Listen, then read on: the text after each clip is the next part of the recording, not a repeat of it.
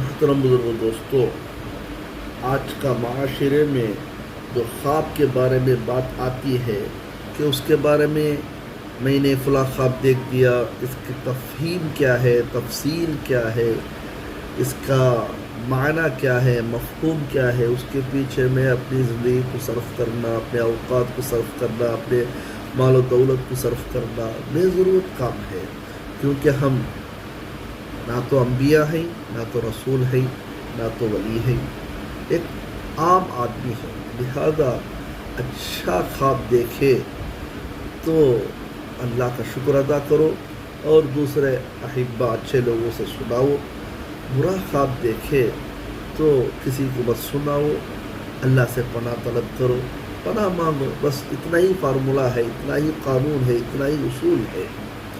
لہذا خوابوں کے بارے میں قرآن شریف میں بہت سے مقامات میں بہت سی چیزیں، بہت سے واقعات ہمیں سامنے آئے ہیں۔ ایک مرتبہ سورۃ یوسف میں یوسف علیہ السلام جو گناہ نہیں کیے تھے، ایک عورت کی شکایت پر انہوں نے چاہے تھے کہ بھئی قید خانہ جانا مجھے پسند ہے، تو لہٰذا قید خانہ میں تھے۔ اسی قید خانے میں 2 قیدیاں آئے۔ آیت نمبر ہے 36 جس پر 26 آیت میں وَدَخَلَ مَعَهُ السِّجْنَ فَتَيَانِ، 2 نوجوان وہاں داخل ہوئے جہاں یوسف علیہ السلام تھے۔ قَالَ أَحَدُهُمَا إِنِّي أَرَانِي أَعْصِرُ خَمْرًا، ان میں سے ایک نے فرمایا میں ایسا خواب دیکھتا ہوں کہ میں پھلوں کے ذریعے جوس بنا کے نچوڑ کے پلا رہا ہوں۔ دوسرا نے کہا وقال الآخر انی ارانی احمل فوق رأسی خبزا تأکل الطیر منه، میں میرے سر میں روٹی رکھا ہوں، اس میں سے تأکل الطیر، پرندے کھا رہے ہیں۔ نبئنا بتأویلہ انا لنراک من المحسنین، نبئنا اس کا مطلب کیا ہے، مفہوم کیا ہے، معنی کیا ہے، اس کی تفصیل کیا ہے، تفسیر کیا ہے، بتائیے، کیونکہ ہم دونوں سمجھتے ہیں کہ آپ اللہ والے ہیں، اللہ والوں کا چہرہ سے پتہ چلتا ہے کہ اللہ والے ہیں، لیکن آج کے زمانے میں اللہ والوں کو پہچاننا بڑا مشکل ہو گیا ہے، کیونکہ کہیں نفاق ہے، کہیں حسد ہے، کہیں چغل خوری ہے، کہیں جھوٹ ہے، کہیں چوری ہے، کہیں زنا ہے، کہیں عیاشی ہے، کہیں ظلم پر ظلم ہے، ظلم کے لیے ساتھ دینا ہے، نسبیت ہے، حسبیت ہے، بہرحال بغاوت ہے، ساری گندگی ہمارے معاشرے میں پھیل چکا ہے۔ اس لیے اللہ والوں کو دیکھنا تو بڑا ہی مشکل ہے۔ ایسا نہیں کہ اللہ والے نہیں ہیں، جو اللہ والے ہیں وہ خود نہیں بتاتے ہیں کہ میں اللہ والا ہوں، وہی بہت بڑی علامت ہے وہ اللہ والے ہونے کے لیے، سمجھے؟ یعنی اللہ والے جو بھی ہیں، دیکھو عمر فاروق رضی اللہ عنہ وہ فرماتے تھے کیا میں کوئی بھی مخلوق ہو جاتا، کوئی جھاڑ ہو جاتا، صدیق اکبر کا کہنا بھی یہی ہے رضی اللہ تعالیٰ عنہ، میں ایک جھاڑ ہوتا تو چند سال رہ کر ختم ہو جاتا، میرے لیے کوئی سوال جواب نہیں ہے، صدیق اکبر سے بڑے ولی کون ہیں؟ بہرحال بہرکیف، تو اس خواب کو سن کر حضرت یوسف علیہ السلام نے فوراً جواب دیے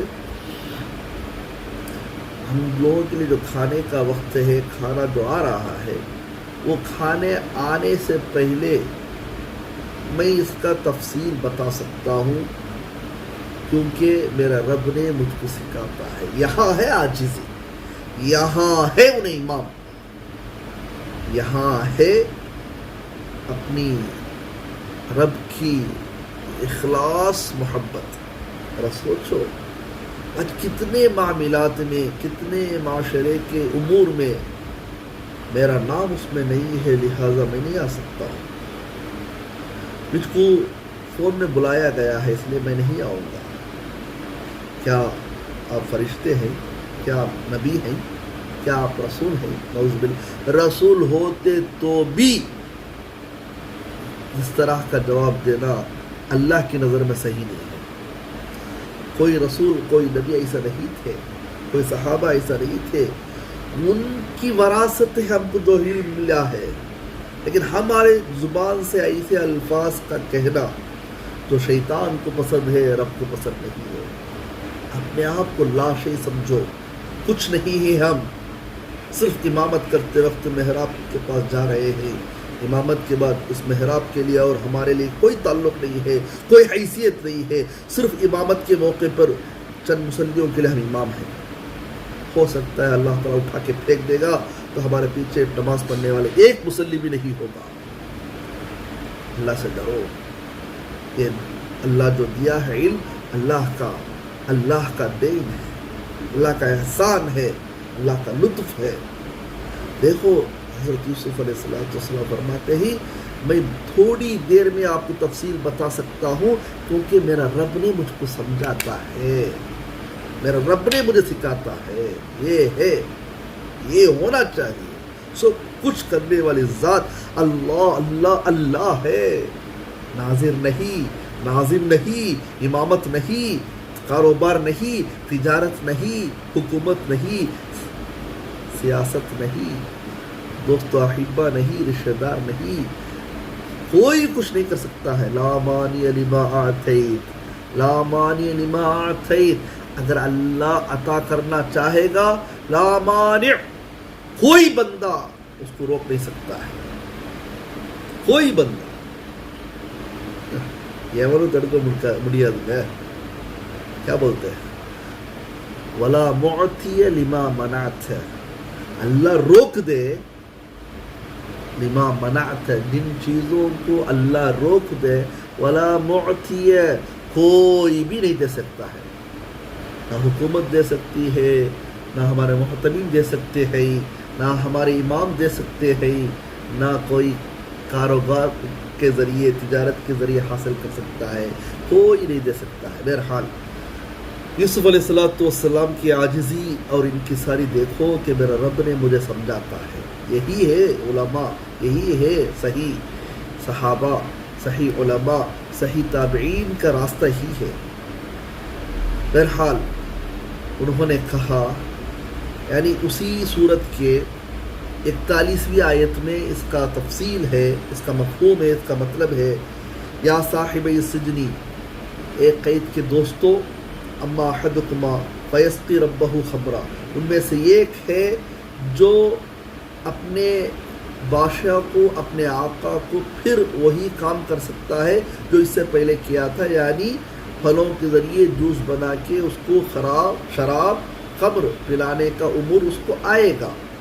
کیونکہ ان دونوں پر ایک شکایت تھی کہ دونوں نے زہر ملا دیے تھے بادشاہ کے کھانے میں.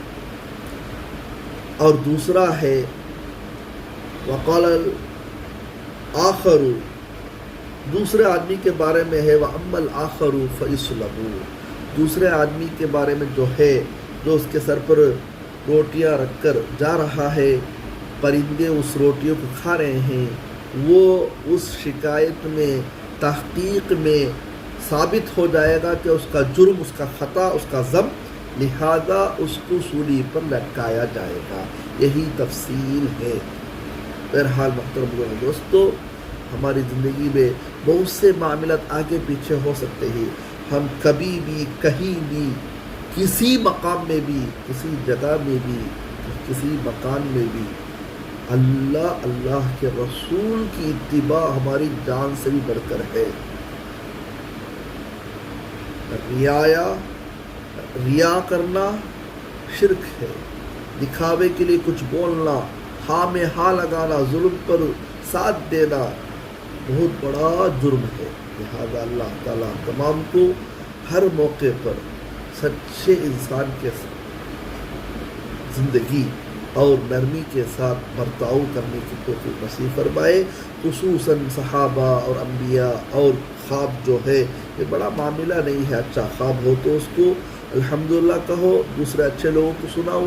اگر برا خواب ہو تو یہ کہہ دو کہ میں اللہ سے پناہ مانگتا ہوں, بس یہی کافی ہے.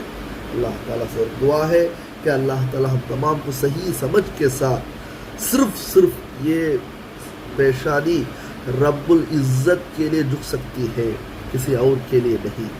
وآخر دعوانا الحمدللہ رب العالمین۔